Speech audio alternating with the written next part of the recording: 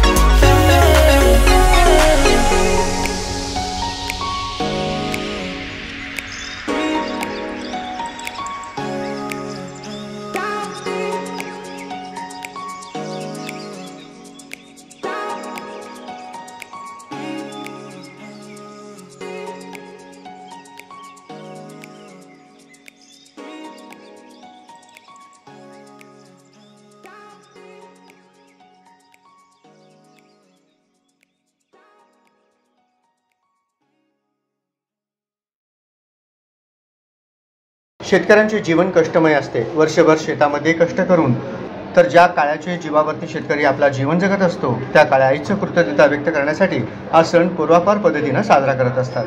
या सणाबद्दल माहिती जाणून घेऊया. आजच्या दिवशी कोणकोणते पदार्थ करतात व कशा पद्धतीने साजरा करतात आपण आता संवाद साधूया. आज वेळामोशानिमित्त आपण जेवळी गावातील गुंजोटे परिवार वेळामोशा कशी साजरी करतात हे पाहण्यासाठी आलेलो आहोत. तर या ठिकाणी गुंजोटे परिवार अतिशय एकत्रितपणे आनंदातपणे आलेला आहे. आपण त्यांच्याशी संवाद साधूया. नमस्कार मावशी. नमस्कार. नाव काय तुमचं? बरं, आजचा सण आपण साजरा करतो ह्याचं काय महत्त्व आहे सांगा. ह्या सणाला काय काय स्वयंपाक करतात किंवा काय पदार्थ करतात ते सांगा. भात करतात, कढ करतात, आंबील करतात, भरेत करतात, भजी करतात, डाळ करतात, कणोऱ्या करतात.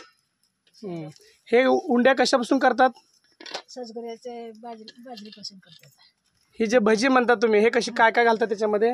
भाजीपाला. हा सांगा. सर्व भाजीपाला. मावशी तुम्ही सांगा काय काय घालतात त्याच्यामध्ये?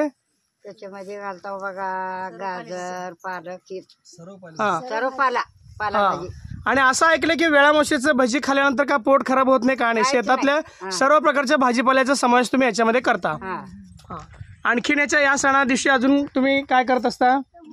पूजा करता, परमदेवाची पूजा करता, पांडवाचं पूजा करता. लक्ष्मी हे सण लक्ष्मीचं ढवळ जेवण म्हणून साजरा करतात. म्हणजे तुम्ही वर्षभर शेतीमध्ये जे काम करतात काळ्या आईची पूजा म्हणून हे तुम्ही सण साजरा करता.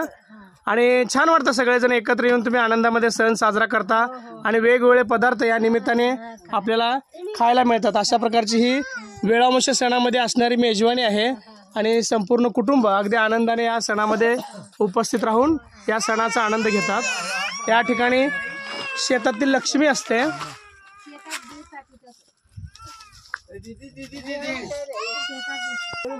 नमस्कार दादा. नमस्कार. नाव काय तुमचं? नवनाथ गुंजोटे. ही लक्ष्मीचं जे मुखवटा दिसत आहे याचं तुम्ही काय करत असता? आज इथं पूजा करून हा त्याच्यावरती पूर्ण बसून हा. साडी वगैरे नेसून हार वगैरे घालून इथून डोक्यावरती घेऊन हा. परत गावामध्ये जाऊन मिरवणूक करून घरी घेऊन जातो आम्ही. हो हो, छान प्रथा आहे. म्हणजे दरवर्षी वेळामोशाला तुम्ही असं करत असता. हो, हो, हो. चांगली गोष्ट आहे.